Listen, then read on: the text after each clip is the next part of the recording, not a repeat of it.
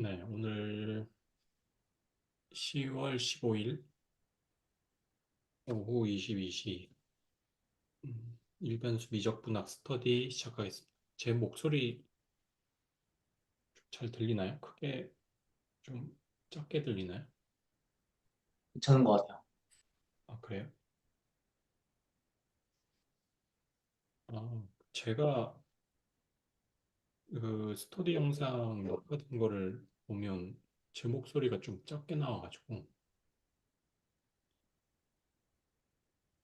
그, 그 오디오 설정에서 입력 레벨을 좀 높일 수 있지 않나요? 이거를 아, 아, 아, 어때요? 좀 크게 들려요? 크게 차이는 없는 것 같아요. 지금요? 네, 훨씬 좋아졌어요. 네.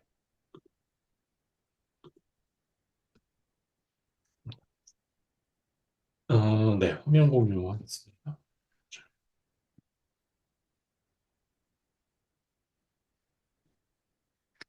네, 오늘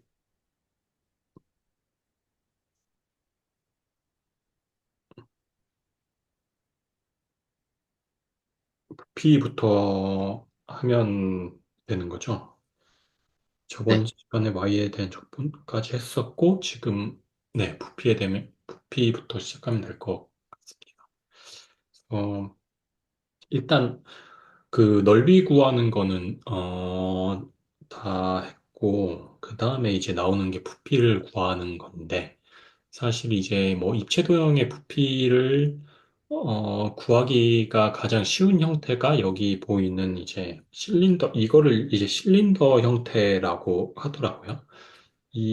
이런 그림들이, 이런 입체 도형들이 다 이제 실린더의 한 라고 하는 것 같아요. 그러니까 밑면하고 밑면의 이제 모양이 같은 거죠. 그러다 보니까 이 도형의 부피를 구하려면 뭐 밑면의 넓이 곱하기 높이를 곱하면 구해지는 그런 형태인 것 같아요. 그래서 아래 그림처럼 이렇게 뭔가 조금 피를 단순하게 구하기 애매한 모양의 이런 입체 도형들을 적분의 개념을 사용을 해서 어떻게 구할 거냐라는 거거든요. 그래서 아이디어는 이래요. 일단 뭐 이 입체 도형을 예를 들었을 때 여기에 이제 절단면이 있잖아요. 음, 이런 절단면으로 X축과 수직이 되도록 이렇게 자르는 거죠. 그러면 여기에 이제 맞닿아 있는 절단된 단면이라고 하나요? 이거에 대한 넓이를 AX로 놓는 거예요. 네. 그렇게 AX를 구할 수가 있을 텐데, X축이랑 수직이 되는 절단면으로 이렇게, 뭐 도마에서 음식 썰듯이 이렇게 써는 거죠. 그거를 이제 델타 X 간격으로, 동일한 간격으로 이렇게 썰자는 거예요. 그러면, 뭐 이런 형태로 되겠죠? 이런 형태로 되는데, 여기가 실제로는 이렇게 뭐, 곡선일 텐데, 여기가 이제 직선이 아니고 곡선일 텐데, 어쨌든 이것도 적분의 개념을 사용을 하면 델타 x를 0으로 보내서 이걸 굉장히 얇게 썰면 어쨌든 이것도 직선의 형태가 되지 않겠느냐라는 거예요. 그래서 그렇게 엄청나게 이제 많이 썰어가지고 이러한 도형들을 나눠서 각각의 도형들의 부피를 구하자는 거예요. 구해서 적분으로 해서 그걸 다 더하자는 거죠. 그게 이제 뭐 메인 아이디어고 그렇게 되면 이렇게 잘라진 각각의 입체 도형들은 이제 실린더 형태가 되잖아요. 여기를 밑면이라고 했을 때, 뭐 여기가 윗면이 될 테고, 그 두 마주보는 면은 같은 모양을 가지니까 같은 넓이를 가질 테고, 그러면 여기에 있는 각각의 면들을 이제 AX, 뭐 I라고 놓을 수 있을 거잖아요. 밑면의 넓이를.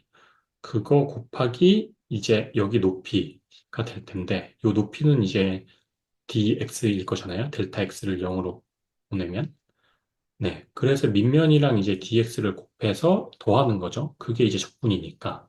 그런 식으로 적분을 활용을 해서, 이렇게 뭐 되게 좀 애매하게, 좀 넓이를 일반적인 방법으로 구하기 어렵게 생긴 그런 입체 도형들의 넓이를 구할 수 있다라는 개념이에요.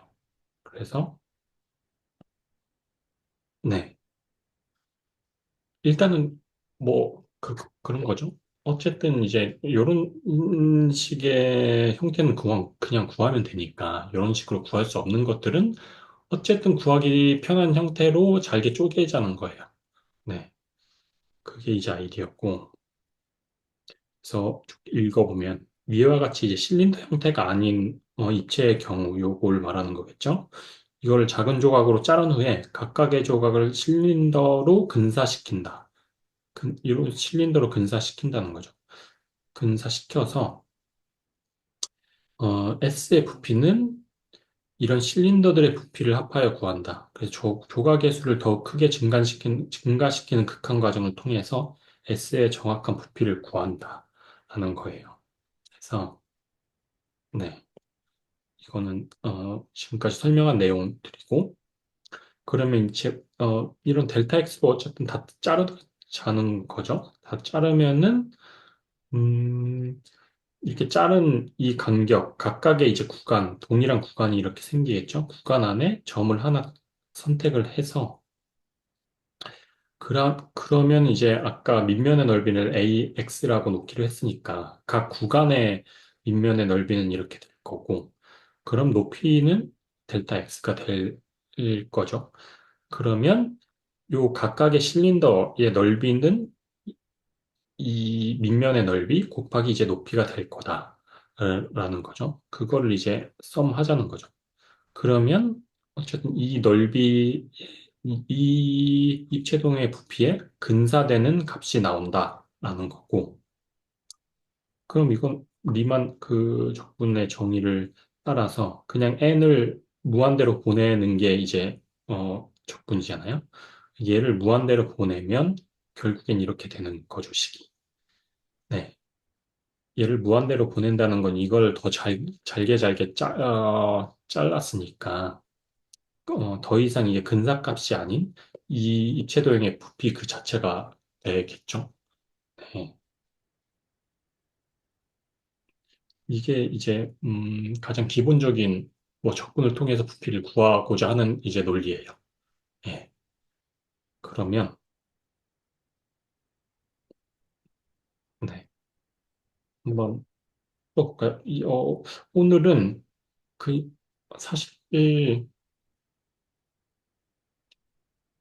네, 뭐 일변수 미적분학을 배우는 어, 뭐 어떤 목적은 각자 다르겠지만 사실 저도 뭐 미적분학을 배워서 뭐 어떤 시험을 치거나 그런 용도가 아니기 때문에 이런 이제 부피를 구하는 게 뭐 어떤 그게 나한테 뭐 어떤 도움이 될까 이거 의미가 있을까라고 생각을 해 봤는데 사실 모르겠더라고요. 근데 어쨌든 이제 뭐 대학교에서나 아니면 고등학교 때 미적분학을 배울 때 부피를 구하는 문제들이 많이 나오잖아요. 넓이를 구하거나 부피를 구하거나.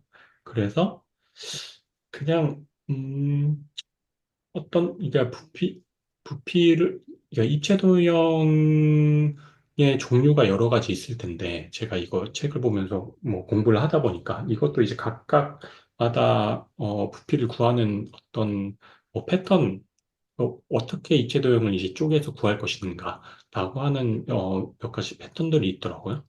그래서 그거는 뭐 그냥 음, 이거를 이제 확실하게 습득을 해서 다음에 이제 뭐 그런 문제가 나왔을 때 뭐 잘 풀겠다 보단 풀, 잘 풀겠다고 하는 것보다는 그냥 이걸 통해서 뭔가 좀 적분이랑 익숙해지는, 그러니까 문제풀이를 통해서 어쨌든 저희가 문제풀이를 많이 사실은 안 하다 보니까 개념 위주로 하다 보니까 저는 사실 이때까지 배웠던 뭐 미분 공식이나 그 적분 공식 같은 것도 진짜 기본적인 것밖에 외우지를 못하고 있어서 그래도 좀 문제를 풀면서 그런 공식이나 아니면 이런 개념들의 익숙해져 가는 과정도 좀 필요하다고 생각을 하거든요. 그래서 이 부피 구하는 문제는 문제를 좀 여러 가지 그냥 풀어봐도 괜찮을 것 같아요. 그래서 제가 문제들을 여러 가지 가져왔는데 이거를 같이 풀어보면서 좀 적분에 익숙해지는 시간을 좀 가졌으면, 네, 가지는 것도 의미가 있을 수 있겠다. 네, 라는 생각이 들었습니다. 네. 그래서 일단은 이게 구거든요. 이 문제부터 한번 풀어볼까요? 네.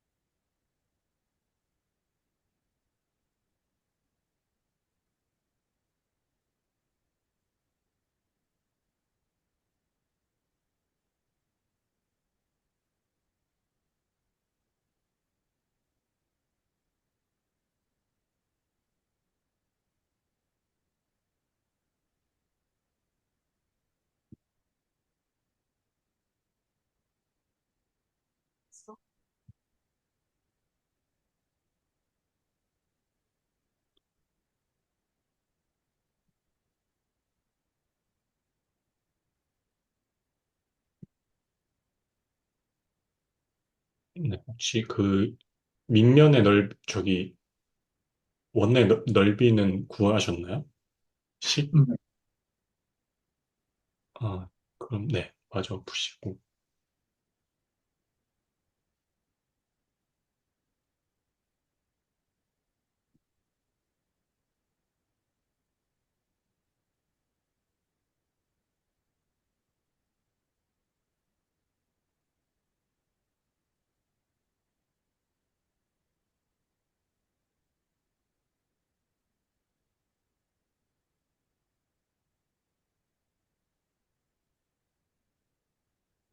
네, 됐습니다. 네, 실. 그 이제 뭐 수학, 그러니까 제가 이제 일변수 미적분학 그 리딩을 이렇게 스터디 리딩을 하니까 어쨌든 일변수 미적분학 뭐 공부를 하긴 하는데 다른 스터디에서 참여하고 있어가지고 뭔가 이제 뭐 집합론이라든가 아니면 해석학이랑 아니면 위상수학 뭐 이런 것들 좀 뭐 그때그때 섞어서 그냥 보고 있거든요. 그러다 보니까 사실 문제풀이 같은 거를 뭐 중고등학교 때처럼 이렇게 막 하는 게 아니기 때문에 개념 위주로 뭐 이렇게 여러 가지를 보다 보니까 막상 딱 문제풀이를 하려고 그러면 이게 빠르게 문제가 안 풀릴 경우가 생기더라고요. 그래서 뭐 쉬운 문제인 것 같은데도 이렇게 뭔가 익숙하지가 않아서 그런지 그런 게 조금, 네, 스피드가 안 나는 것 같아요.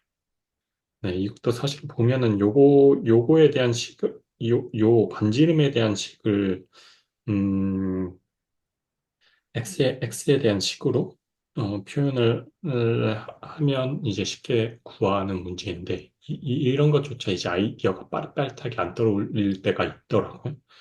네, 어쨌든 그거를 이제 여기 요 원에 대한, 음, 반지름, 반지름을 이제 피타고라스 정리에 의해서 구하고, 어쨌든 파이 r 제곱이 원의 넓이니까, 그걸 통해서 이런 식을 세운 다음에, 네, 이걸 그냥 적분을 하면 되는 문제였어요. 그래서 쭉쭉쭉 구하면 이제 3분의 4 파이 r 세제곱이 나온다라는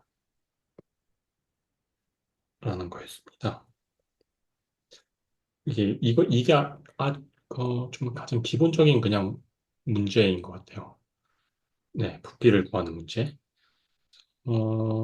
밑에 이 도형은 이제 회전체의 부피라고 해서, 보시면 이제 함수가, y는 루트 x라고 돼 있는 거죠. 그걸 이제 0에서부터 1까지 로, 잘랐다고 했을 때, 요 넓이, 요 도형이 나오는데, 이걸 이제 x축으로 이제 돌린 거죠. 돌려서 이 도형이 나와, 네, 나온다는 거고, 그래서 이 입체도형의 부피는 뭐겠느냐, 네, 라는 문제예요. 이것도 한번 풀어볼까요? 이것도 네. 좀 쉬울 수도 있을 것 같아요.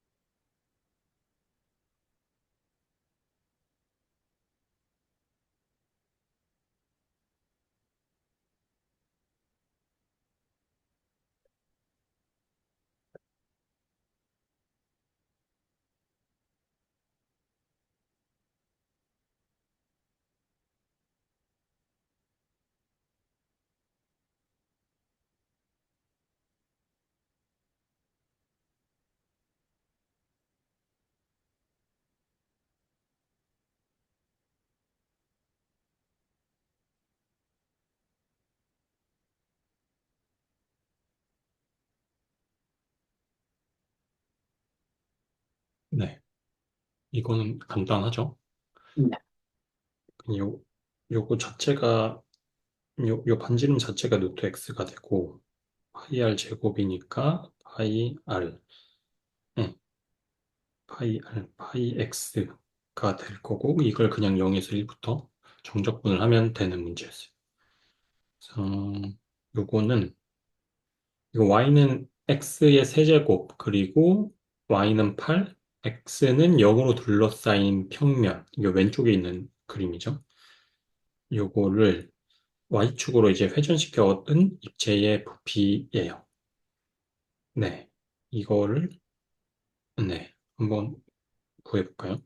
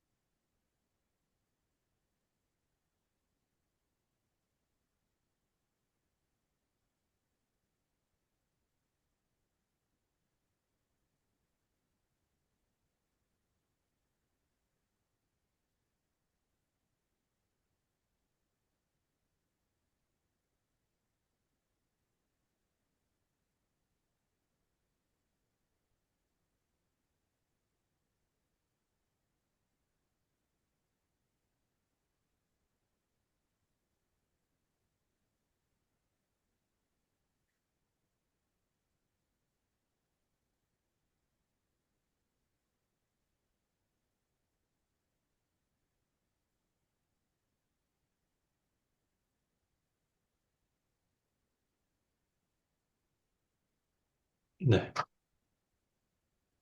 볼까요? 네네. 네.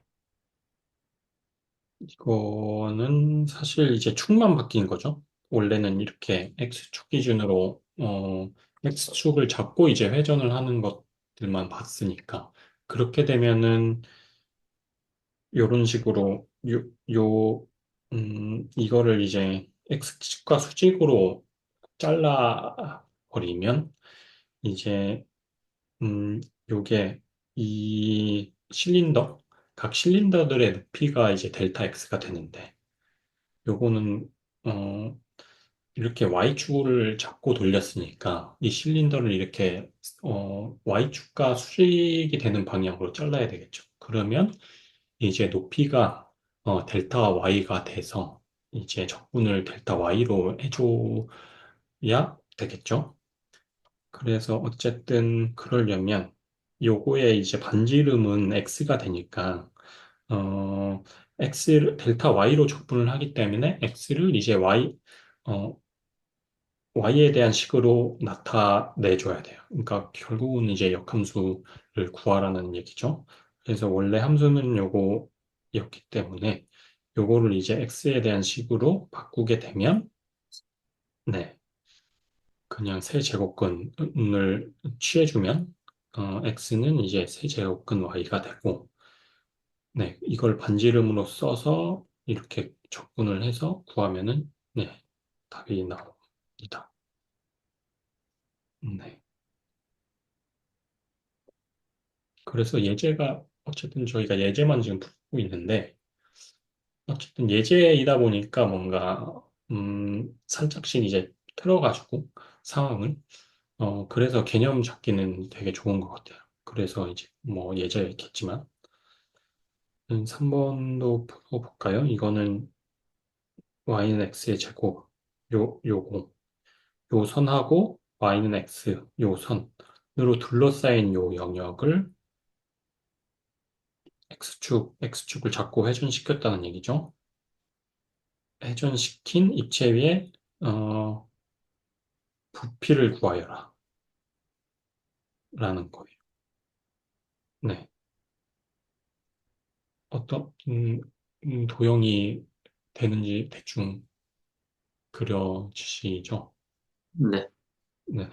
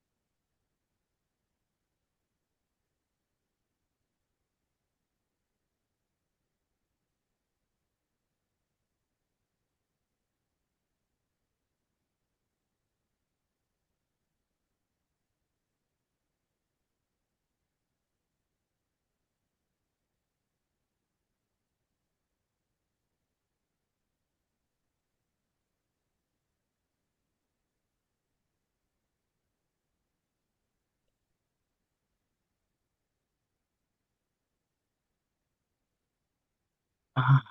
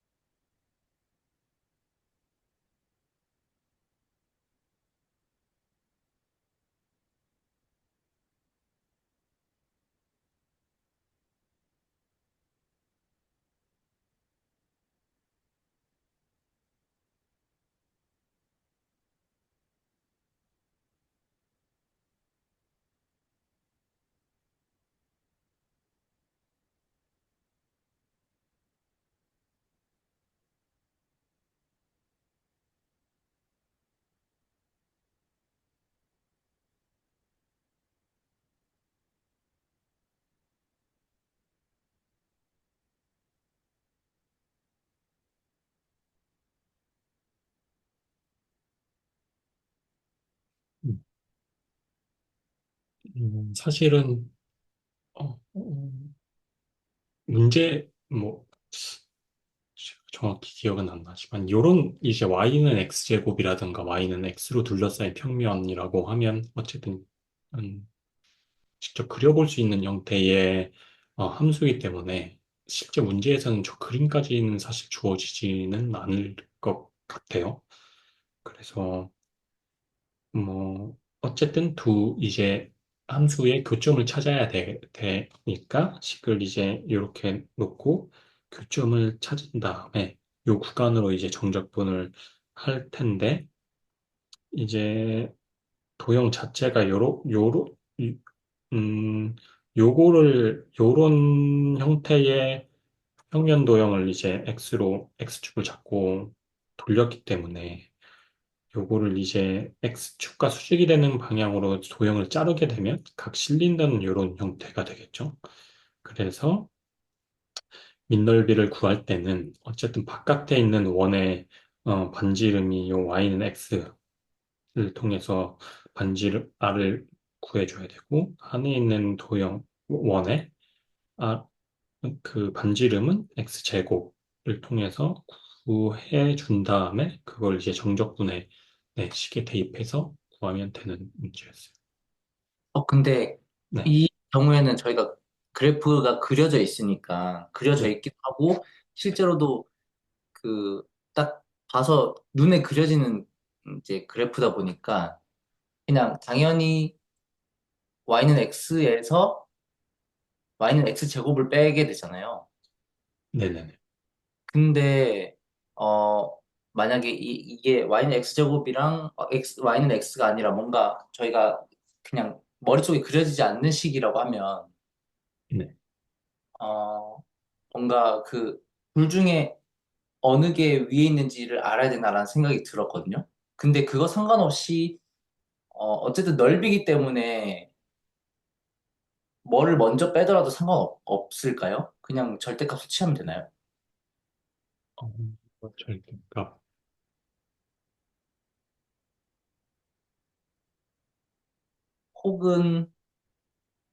혹은 만약에 어, 단순히 이렇게 딱 전체 구간에서 얘가 항상 위에 있는 경우가 아니라 네, 뭔가 뭐 이런 식으로 되어 있는 도형이다라고 네네, 하면 얘는 얘에서 얘를 빼야 될 거고 이 경우에는 얘에서 얘를 빼야 될 거잖아요. 네네. 이것도 고려를 하면서 뭘 해야 될까요? 저는 고려를 해야 될 것 같다는 생각이거든요. 음, 음, 네, 사실 뭐 어떤 형태의 이제 도형이 그려질지는 모르겠지만, 고려를 안 하고 저거를 만약에 지금 방금 그려주신 저런 형태의 상황에서 뭔가 X축을 자꾸 돌렸다던가 하는 게 나오면 고려하지 않으면은 저 구간을 어쨌든 이 정적분 구간을 나눠야 될 거잖아요. 네, 지금 요 구간이랑 막 커서 보이시죠?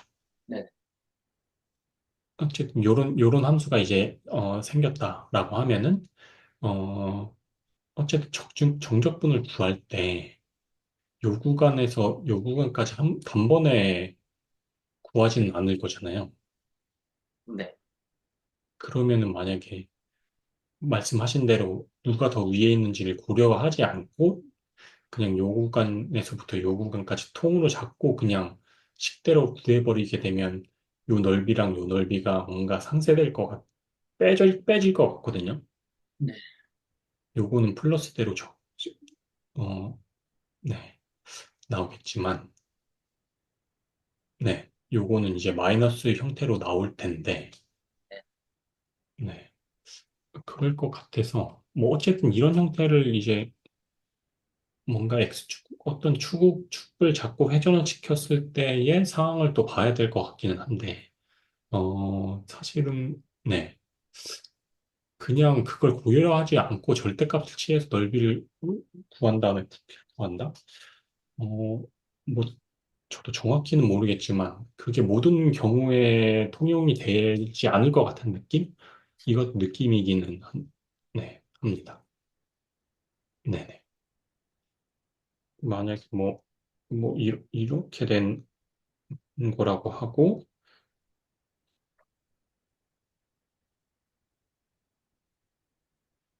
뭐 여기까지라고 했을 때, 요거를 이제 X축을 잡고 돌리는 거죠. 네. 돌리면 얘는 요런 형태의 뭔가 나오겠고, 그러면 그냥 어쨌든 함수는 있으니까, 저거를 그냥 0에서 지금 1까지였지만 0에서 2까지로 퉁친 다음에,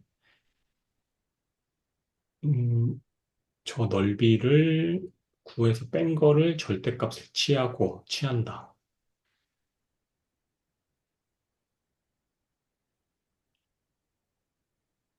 네. 그렇죠?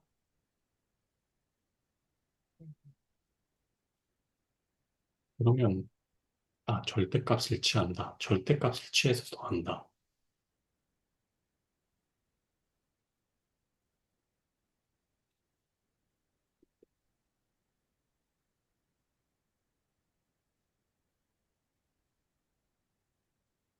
이거는 될 것 같은데요? 이 경우는. 될 것 같다고요? 네, 될 것 같지 않나요? 절대값만 취해주면 여기서 그냥 절대값만 취해주자는 말씀이시잖아요. 네네. 저게 저렇게 생겼을 때, 뭐, 함수는 저렇게 안 생겼겠지만, 여기 이제 뭐 0에서 2까지 되겠고, 뭐, 예를 들자면, 음, 그런 식으로, 뭐, 예를 들어서 0에서 1까지는 얘 값이 커서 정상적으로 계산이 되지만, 그러면 이제 여기까지는 뭐, 어쨌든 절대값을 취하는 게 의미는 없으니까, 여기까지 정상적으로 큰 원을 구하고, 원의 넓이를 이제 구하고, 각 델타 x로 자른 것마다, 넓이를 구하고 그 다음에 요 넓이를 뺀 거잖아요. 네. 그럼 요거 그 다음에 이제 1에서 2까지는 반대로 요 넓이에서 요 넓이를 뺀 거잖아요. 네. 그럼 요게 마이너스 값으로 나올 텐데 네. 각 자른 실린더마다 그거 어쨌든 절대값을 취해서 적분을 취해주고 있으니까 될 것 같은데요. 근데 그 절대값을 취한 거에 원시함수를 구하는 게 더 쉽나? 그런 생각이 들긴 하네요. 이건 문제를 한번 만들어서 좀 풀어봐야 되겠네요. 네네. 어쨌든 뭐 이런 경우에는 될 것 같은데, 어, 뭐 발레가 떠오르진 않지만 모든 경우에 적용되지 않을 것 같은 느낌인 것 같아요. 네, 그렇습니다. 그리고, 음, 네, 이거는 여기서 주어진 요 영역이죠. 요 영역을 요 축을 잡고 돌린 거죠. 그러니까 여기가 1이니까 요 정도가 이제 y는 2가 될 텐데 요 축을 잡고 이제 돌린 형태가 되는 거겠죠. 네, 그래서 이렇게 생겨먹은 놈의 부피를 구해라.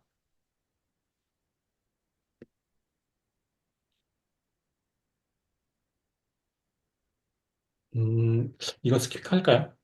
이거는 어쨌든 예제 있으니까 자 풀어보는 걸로 해도 음, 될 것 같아요. 이건 사실 이 도형의 어쨌든 평행이동 저희가 뭐 y축으로 평행이동하면은 뭐 x 이제 뭐 마이너스 2 해주고 Y축으로 이제 2를 이동시켰다 그러면 원래는 뭐 Y는 X였다 그러면 X 뭐 마이너스 2 해주고 그런 식으로 변형을 해서 네, 각 원에 그 R을 구하는 식을 세운 다음에 구하면 되는 문제 예. 라서 이건 한번 풀어보면 될 거고 이거는 절단면을 이용하여 부피 구하기. 네. 요거 한번 요거는 지금까지는 이제 회전체였잖아요. 뭐 어떤 축을 잡고 이제 돌려서 나온 애들. 그렇게 되면은 무조건 제 생각에는 이런 형태의 원통이 나올 수밖에 없을 것 같거든요. 어떤 평면을 그리더라도 걔를 잡고 돌려주면 어쨌든 이제 뚫린 원이 나오던가 아니면 뭐 구가 나오던가 그런 형태의 이제 입체도형이 나올 텐데 그게 아니라 이제 회전체가 아닌 그냥 입체도형의 부피를 구하자는 거죠. 그래서 예제는 이제 반지름이 1인 원을 밑면으로 갖는 입체인데 그리고 이제 밑면의 수직인 이제 절단면들을 어쨌든 요런 도형인데 요 밑면의 수직인 절단면들을 이렇게 잘랐을 때 요 각각의 이제 삼각형이 정삼각형이라는 얘기죠. 정삼각형으로 이루어져 있다라는 거예요. 네, 그럴 때에 이 도형의 부피를 구해라 라는 거거든요. 그러면 원래는 이제 그 저희가 밑면이라고 했던 애들은 무조건 원의 넓이였는데 여기는 이제 자르면 원이 튀어나오는 게 아니라 정삼각형이 튀어나오는 상황인 거죠. 네. 그런 세팅이에요. 한번 구해볼까요?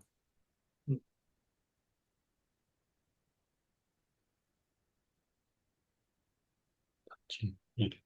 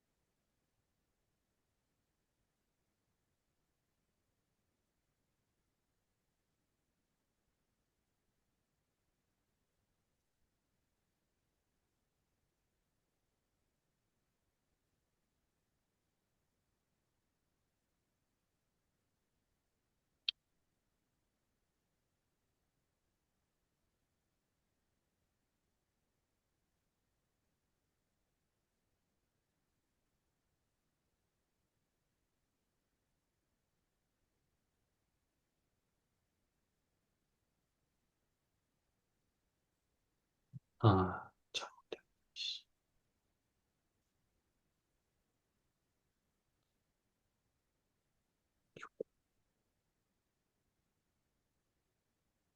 그 이와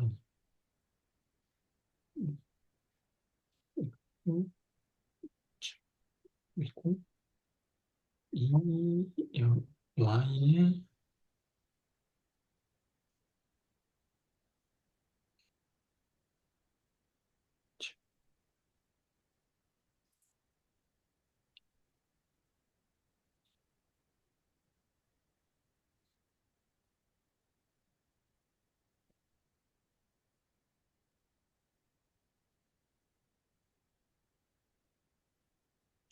틀리지?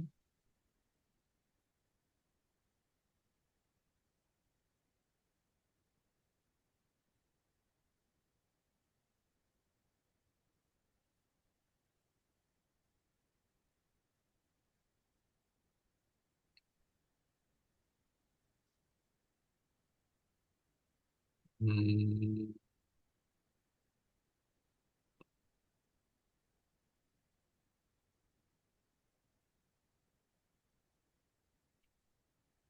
y가 2,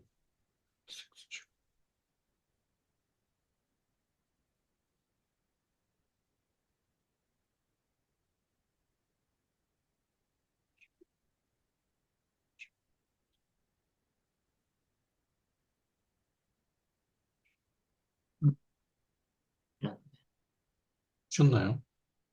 틀렸어요. 풀렸어요? 틀렸어요.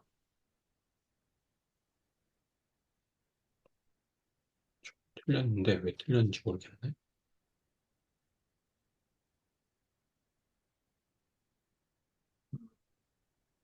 아, 이게 지금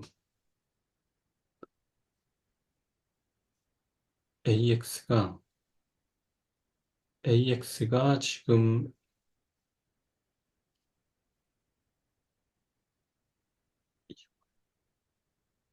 루트 3y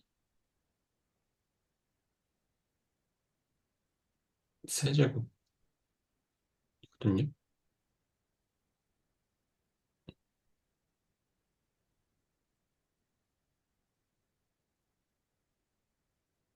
AX가 루트 3Y의 세제곱이에요? 아, 아닌가요? 잠시만요. 지금 여기가 YY니까 2y 곱하기 루트 3y 곱하기 2분의 1이잖아요. 그러면 요거 대주고 그럼 루트 3y의 세제곱인데 그러면 루트 3의 1 마이너스 x 제곱의 세제곱을 dx 1, 0일로 해서 두 배를 해줘야 된다는 얘기인데. 아, 제가 잘못 생각한 게 이거였어. 멍청이. 저는 계속 밑넓이를 어떻게 구했냐면, 이걸 지금 착각했어요. 그러니까, 뭔가 정삼각형이랑 정사각형이랑 헷갈려서 그런지. 그러니까 요게 지금, 요게 2y잖아요? 네. 요것도 2y라고 생각을 해가지고, 그 2y를 곱해 4y 제곱을 ax라고 생각을 했거든요. 그래서 아, 했던 것 같아요. 바보 같네. 음, 네. 어쨌든, 음, 이거는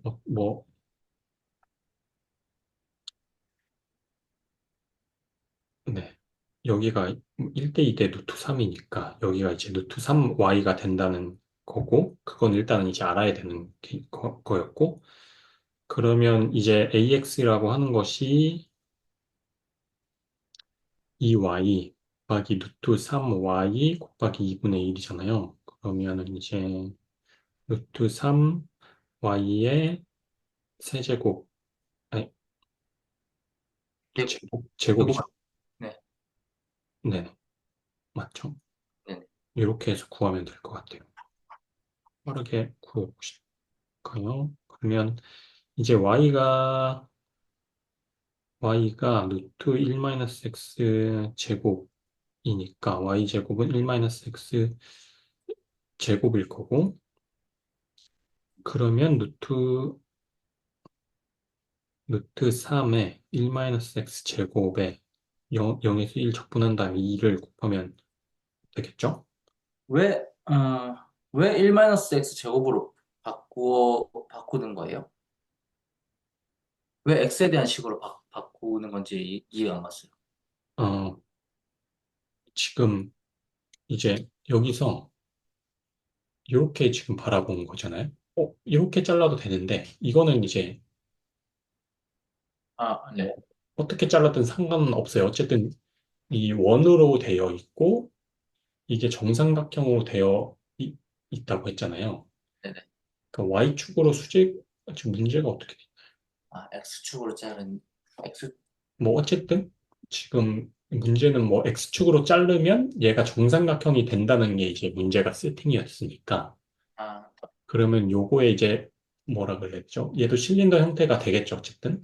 정삼각형, 밑면하고 윗면이 정삼각형이고, 높이는 이제 DX가 되는 실린더 형태가 될 거고, 그러면 이제 아, 밑면의 넓이를 구하려면, 어쨌든 요거를 얘가 이제 정삼각형이라고 했으니까, 요 x. Y는 얘일 거잖아요. 여기서부터 여기가 Y. 그러면 요거를 이제 원의 방정식으로 나타내면 요거에 대한 것은 이제 x에 대한 식으로 나타내야겠죠. 어쨌든 dx로 나눠서 dx로 미분을 적분을 해야 되니까. 아, 그래서 이렇게 고하면 2루트 3 그러면 네, 이렇게 하면 될 것 같아요. 3, 3분의 3분의 4 3 네, 이 되네요. 아, 저거를 이상하게 계산해가지고 정삼각형과 네. 그리고 요거는 그냥 한번 보고 넘어갈게요. 이게 뭐냐. 뭐, 밑면은 한 변이 1인 정사각형이고, 이제 높이가 h인 사각뿔이에요. 그럼 뭐, 어쨌든 이거를 뭐, 요 면이 여기가 되게 해서 이렇게 가정을 할 수도 있고, 뭐 아니면 여기 이렇게 돼서 이렇게 가정을 해서 한 걸 수도 있을 텐데, 요 문구만 주어지면. 근데, 어, 이렇게 눕혀놓는 게 저희가 뭐 dx, dy로 사실 뭐 큰 차이는 없겠지만 보통 이제 dx가 일반적이다 보니까 뭔가 dx로 놓는 게 좀 심리상 편하잖아요. 그러면 이제 뭐 dx로 놓는다고 가정을 했을 때 얘를 이제 이렇게 놓을 거냐 아니면 눕혀서 놓을 거냐 라는 거거든요. 그래서 그거를 뭐 그렇게 놨을 때 어쨌든 다 부피는 구해지겠지만 식을 한번 이렇게 써서 더 편한 걸 선택해서 이렇게 놓고 도형을 놓고 구할 수 있다라는 게 이 예제의 포인트인 것 같아요. 그래서 예제에서는 이렇게 놓는 게 뭔가 식으로 썼을 때 적분식을 썼을 때 적분하기가 더 편한 식이 나온다라는 거고 네. 그래서 뭔가 문제가 뭔가 어쨌든 문장으로 주어지게 되면 얘를 이제 내가 어떻게 접근을 하기 편한 형태로 놓는가. 그런 이제 뭔가 아이디어를 주는 예제라서 한번 풀어보시면 될 것 같고. 그리고 몇 시죠? 11시. 네, 원통셀 방법에 의한 부피 계산인데 뭐 이렇게 되는 거예요. 원통셀이라는 게 어쨌든 요런 이제 fx가 있다고 가정을 할 때 요거를 이제 y축으로 자꾸 돌린 거죠. 그러면 요런 애들은 이제 어떻게 구하겠는가, 부피를. 네.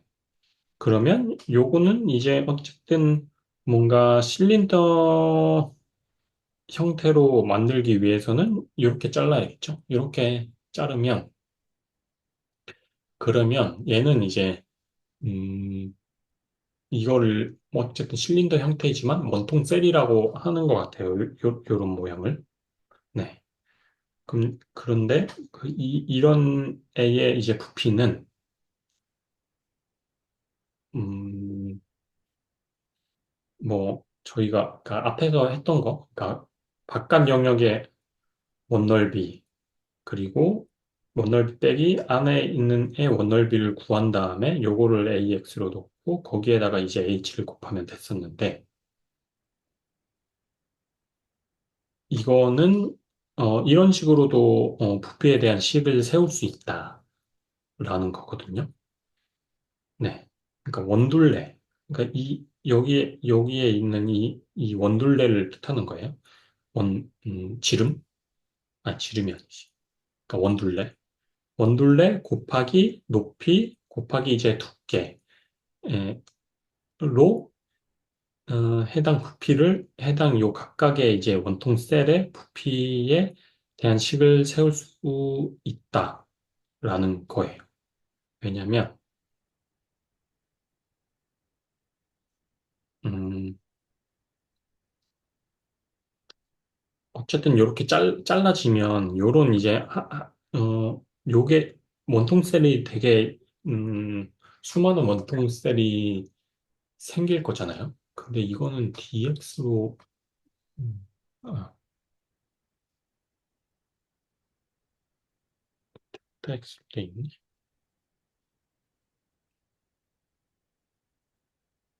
아, 아,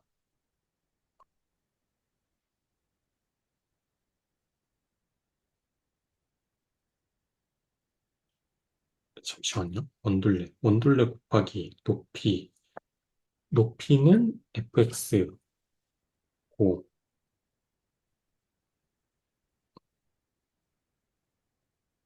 fx고 그거를 델타 x로 곱한다.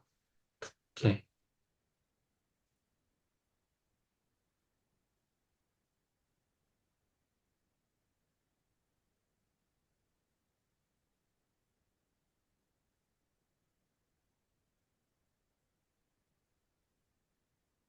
아, 이거는 제가 설명을 잘못했는데, 그러니까 음, 요 원으로 이렇게 자른 거, 이렇게 그러니까 원을 요렇게 돼 있잖아요. 원래 모양이 돼 있는데, 요 안에 있는 원이 있을 거잖아요. 요것보다 잠시만요.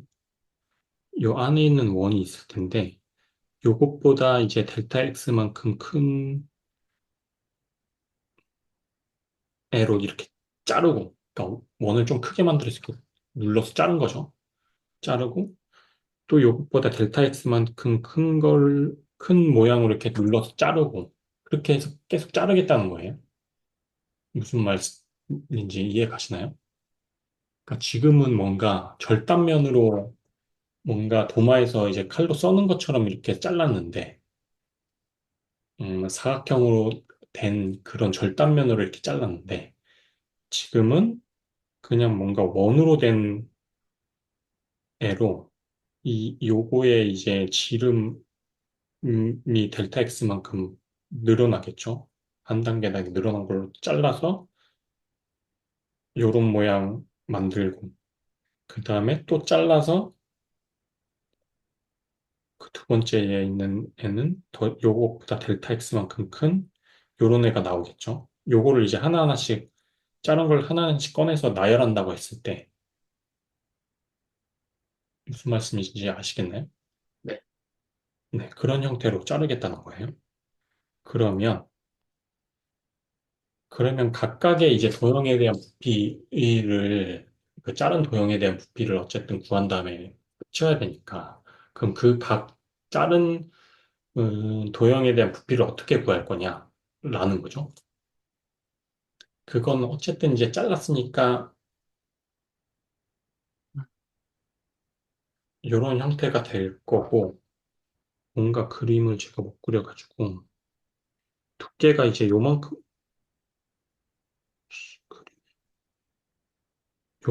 요만큼일 거잖아요.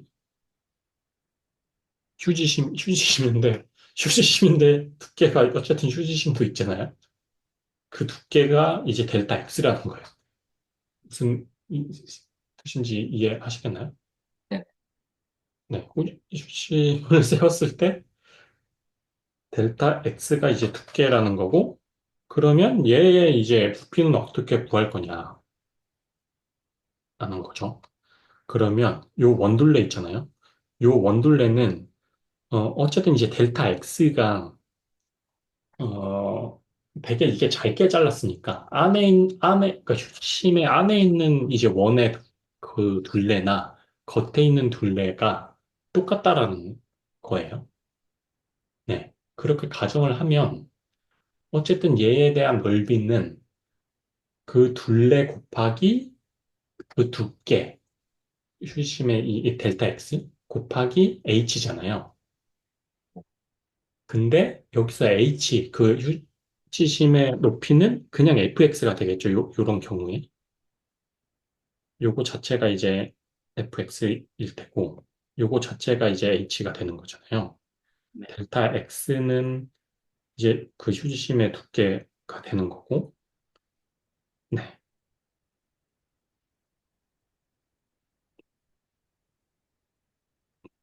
맞죠? 네. 그러면, 그리고 이제 요 원 둘레를 구해서 이 세 개를 곱하면은 각 분할된 그 도형의 부피가 나온다. 그거를 그 식을 구해서 적분을 하면 된다라는 거예요. 라는 개념이에요.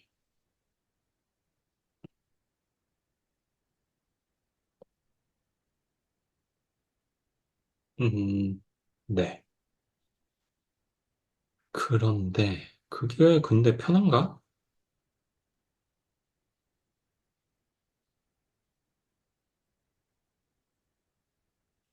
하지 않을까요?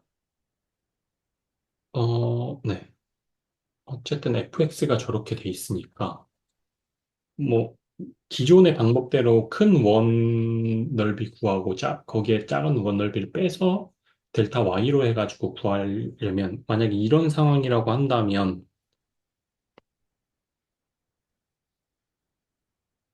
네. 지금 그 함수가 이렇게 져 있으면 이렇게 자른다고 하면 어려울 것 같긴 하네요. 구간 나눠야 될 것 같은데요. 요 구간 나눠서 얘네는 그냥 구해버리고 요 구간하고 요 구간에 이제 y 값을 구해가지고 구해서 이제 큰 원의 넓이 빼기 작은 원의 넓이로 델타 y로 적분을 해주면 될 것. 뭐 그런 게 번거로우니까 이런 방법도 있다라는 것 같아요. 네. 뭐 사실 제가 그 내일 좀 일정이 있어서 사실 이거 다 풀어보려고 했는데 음, 어쨌든 어떤 방법인지는 알았으니까 한번 예제는 풀어보시면 좋을 것 같아요. 요 네. 예제. 그리고 이제 함수의 평균값인데, 그러니까 부피를 넓이 구하는 게 저번 주에 했고, 오늘도 부피 구하는 것만 하긴 좀 그래서, 함수의 평균값까지 하면은 이제 실장으로 넘어가거든요. 그래서 여기까지 제가 끝내고 싶어가지고 여기까지 네, 개념 설명을 한 다음에 마치면 될 것 같아요. 네, 함수의 평균값인데 음, 네. 뭐 이런 함수가 있다고 가정을 하는 거예요. 이런 함수가 있을 때 뭔가 이 함수의 평균값이 뭐냐라고 물어보는 거예요. 그냥 뭐 그림으로 하면 요게 평균값이 되겠다. 라고 할 수 있을 텐데. 그러니까 요 값을 이제 찾는 거죠. 요 값을 어떻게 찾을 수 있을까? 뭐 연속인 함수가 그려져 있을 때. 음, 네. 그런 거예요. 그러면 일단 첫 번째로는 이제 여기가 T축이거든요. 지금 네. 구하고자 하는 거는 요 0에서 24까지의 이 함수 값의 평균 값이 뭔지를 구하고 싶은 거예요. 그러면 첫 번째로 이걸 이제 적분을 통해서 뭔가 구하고 싶은 거죠. 그럼 적분을 통해서 어떻게 구할까? 라고 해보면 T축의 0에서부터 24 구간을 델타 X로 이제 자르는 거죠. 자르고 그리고 델타 X로 나눠진 뭐 동일한 간격으로 나눠진 거에서 뭐 XI를 이렇게 선택을 하는 거죠. 각 XI를 선택을 한 다음에 요 XI의 함수값 XI를 함수를 태우면 요 값들이 나오겠죠. 그러니까 네, 요거를 이제 다 구하고 그걸 다 더하는 거예요. 더한 다음에 이제 델타 X로 나눈 요 사각형들 있잖아요. 사각형의 개수로 나눠버리자는 거예요. 그러면 뭔가 평균값의 근사치는 구할 수 있다라는 거죠. 네. 어쨌든, 네, 뭐, 척분으로 넘어가는 그런 이제 프로세스는 거의 다 비슷해요. 그럼 델타 X로 쪼개면 근사치는 구할 수 있다. 근데 그 델타 X를 0으로, 어, 보내서 엄청나게 많은 사각형으로 쪼개면 그게 근사치가 아니라 뭐 정확한 값이다. 라는 그 개념, 그 논리 그대로거든요. 그래서 이 적분에 대한 평균값 정리는 F가 구간 이제 A, B 위에서 연속이면 사실 이렇게 구한 게 식으로 써보면 음, 일단 n을 무한대로 보내기 전에 평균의 근사치는 어떻게 되겠느냐 하는 거죠. 그 평균의 근사치에 대한 식은 되겠죠. 썸을 해야 되니까. 잠시만요.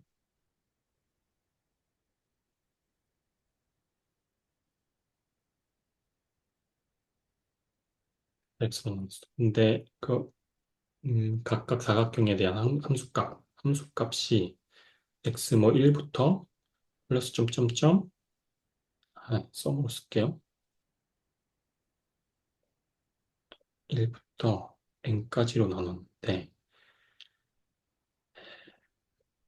n에 대한 함수값을 이제 더하는 거죠.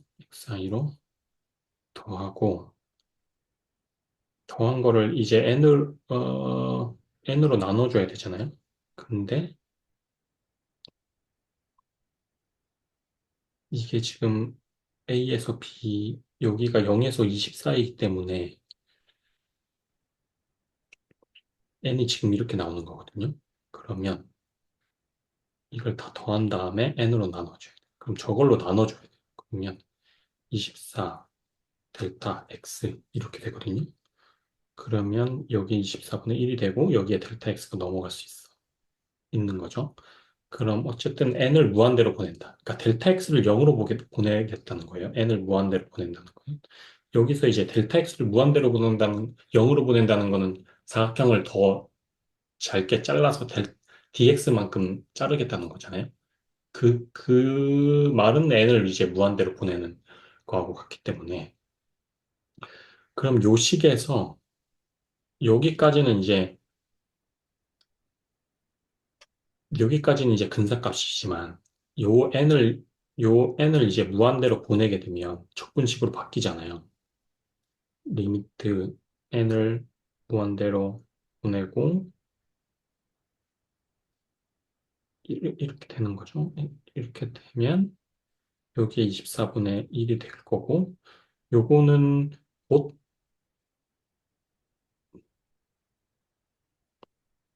요게 이제, 요게 이제 dx로 바뀌고, 요 앞에 있는 리미트랑 루트가 포함돼서 적분이 되는 거고, 이게 24분의 1이지만 그냥 일반화를 해서 A부터 B까지 라고 했을 때 BA가 되고, 그 다음 FXI인데 FX가 되겠죠? 적분식으로 얘는 B-A 1이 될 거고. 이렇게 유도되는 거거든요, 식이. 네. 이렇게 식을 유도를 해보니까 이런 아래의 식이 나오는 거죠. 요 식이. 네. 그래서 이게 이제 적분에 대한 평균값 정리의 그냥 유도 과정이라고 보시면 될 것 같고, 그리고 그러니까 이제 A, B 위에서 이제 연속이면 얘 평균값이라고 하는 이 C는 그러니까 밑에는 어떻게 된 거냐면 요거를 이제 넘긴 거예요. BA로 곱한 거죠, 양변을. 그러면 식이 이렇게 되잖아요. 네. 요 점을 만족하는 점 C가 A, B 안에 적어도 하나 존재한다라는 거거든요. 음, 네. 그거는 이제 C가, 그러니까 요게 이제 평균 값이라는 거잖아요. 평균 값. 그러니까 요 점이 이제 FC가 되는 거고. 그러면 여기에 해당하는 요게 이제 C1, 요게 C2가 될 거잖아요. 그러니까 이런 C가 될 수 있는 후보분들이 적어도 하나 이상 존재한다는 거예요. 그게 이제 평균값 정리. 그래서 이제 적분식을 이렇게 세워서 적분을 하면, 이렇게 이제 식을 유도를 해서 나온 요 FC는 요 값이잖아요, 요 값. 요거를 다 쪼개가지고 요 fx의 값을 다 더한 다음에 요거를 사각형 개수만큼 나눈 거잖아요, n만큼. 나누면 요 평균값이 나올 거잖아요. 네. 그게 이제 FC라는 거고. 그러면 C는 여기 만나는 점, C1, 요 그림상에서는 C1, C2가 이렇게 생기겠죠. 그런 애들이 적어도 이제 하나 이상 존재한다는 게 평균값 정리거든요. 그 식은 이렇게 유도를 하는 건 이해가 되는데, 그게 왜 하나 이상 존재를 해야 돼? 왜 하나 이상 존재를 해야 되는 거야? 라는 건 아직 그러니까 증명을 해야 돼요. 증명을 해야 되는데, 식이 유도되는 과정을 이해를 하셨나요? 네. 네. 식은 이렇게 유도가 되는 거고, 근데 다만, 우리가 아직 살펴보지 않은 거는, 왜 C가 이 A, B 구간 안에 적어도 하나 이상 존재해야만 하는가라는 건데, 그거는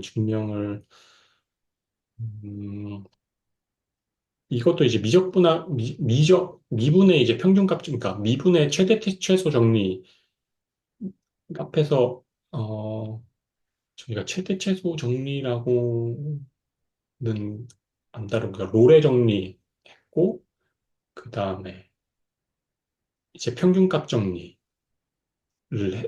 했었거든요, 미분에서.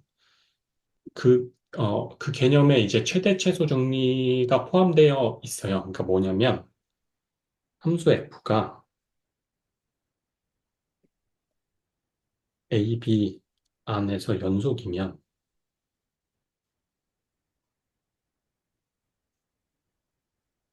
사실 어떻게 보면은 당연한 말이거든요. 음, 연속이면 fx는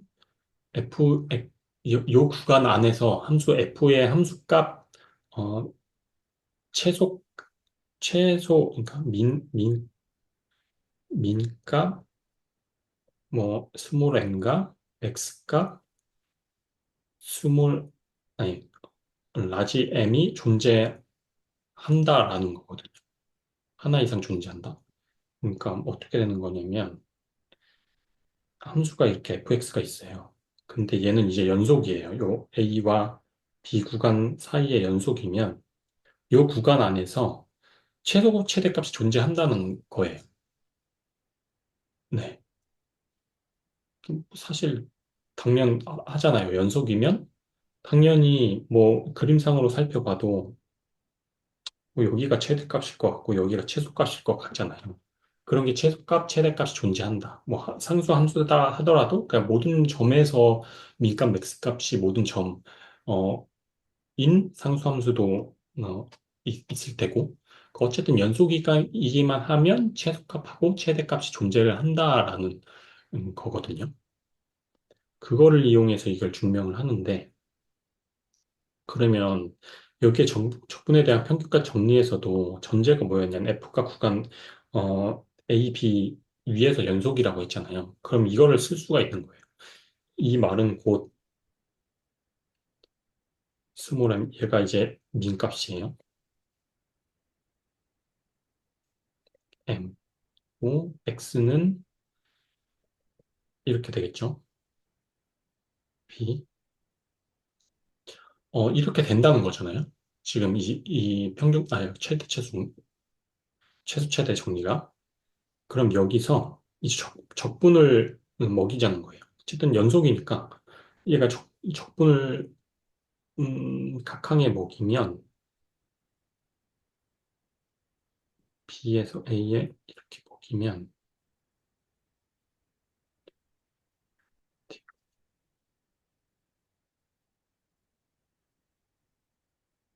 이렇게 된다는 거예요. 그러니까 그림으로 그려보면 요건 좀 이상하게 그랬으니까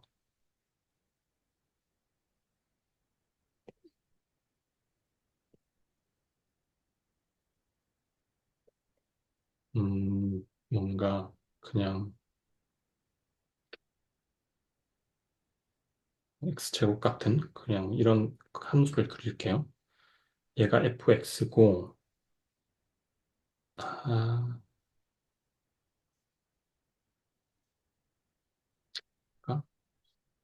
이렇게도 이해하시는 데는 큰 지장 없을 것 같아서. 그럼 어쨌든 얘가 m이잖아요. 스몰 m. 얘가 이제 여기가 이제 스몰 m이고 여기가 이제 최대니까 스몰 대문자 m일 거고 m일 거잖아요. 그러면 A, B에서 연속이니까. 그러면 요거를 적분을 한다는 거면 A에서 B까지 적분을 하는 거는 요 m을 적분을 하게 되면 A에서 B까지 요 아래 넓이가 될 거고 라지 m을 적분을 하면은 요 넓이가 될 거잖아요. 그러니까 적분식을 매겨도 각각의 항의 적분식을 매겨도 이 부등호는 바뀌지 않는다는 거예요. 요 넓이가 제일 클 거고 스몰 m으로 구간으로 정적분한 넓이가 제일 작을 거고 요 안에 이 fx를 적분을 한 요 넓이가 그 사이에 있을 거잖아요. 네. 그래서 여기에다가 정적분을 먹여도 부등호는 그대로 간다. 여기까지는 납득이 되시나요? 네. 뭐 이게 상수함수면은 다 똑같겠죠? 이 m이나 fx나 m을 적분을 한 거랑 다 똑같을 테고. 뭐 어쨌든 연속이기만 하면 이게 이런 관계가 성립을 한다. 여기까지는 오케이라고 했을 때 그러면 여기서 이 요거에 대한 넓이는 사실 b-am이고 요건 그대로 쓰고 얘는 b-a의 라지 m이잖아요. 그렇죠? 네. 그러면 b-a는 양수니까 양수로 나눈 거예요. 부등호 안 바뀌죠? fx dx가 되고 이렇게 된다는 거예요. 그러면 요게 지금 나왔잖아요, 식이. 요게 지금 요거예요. 그러니까 요 식을 K라고 놓자라는 거죠. 그러면 어쨌든 M하고 N 요게 말해주는 게 뭐냐면 요 그림에서 M하고 스몰 m하고 스몰 m 이 닫힌 구간 사이에 요 k 값이 어디인가는 하나 이상 존재를 한다는 게 증명이 된 거죠. 그렇죠? 그러면 연속이라고 했으니까 여기에 해당하는 이제 점이 있을 거예요. 그러면 요걸 뭐 만약에 여기가 C라고 하는 거죠. 그 FC가 지금 이제 K가 되는 거잖아요. K는 요거고.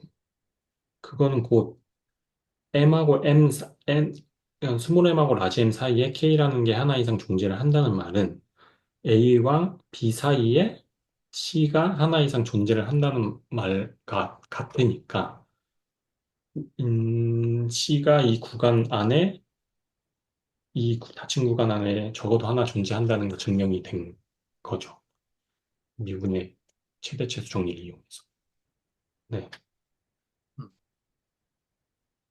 네. 근데 사실 이건 그림을 그려보면 그냥 증명을 안 해도, 직관적으로 그렇게, 음, 네. 직관적으로 뭐라 그래야 되지? 명료하잖아요. 네. 그래서 사실 이렇게 뭐, 저희가 이제 그러니까 수학을 어느 정도까지 뭔가 계속 공부를 해야 이런 증명조차도 이런 증명 과정조차 의미가 있게 느껴질까, 어, 라는 생각이 좀 들어요. 하여튼, 그 증명은 이렇게 할 수 있고, 그림을 그려봐서 생각해 보더라도 그건 이제 명백하다. C가 A, B 닫힌 구간 안에 적어도 하나 존재한다는 거는, 네, 그렇게 이해를 할 수 있어요. 그게 이제 적분에 대한 평균값 정리였고요. 그래서, 네, 예제는 한번, 이건 간단한 예제라서 풀어보시면 될 것 같아요. 네, 여기까지 하면 될 것 같고, 혹시 뭐, 질문이나 있을까요? 아니, 없습니다. 네.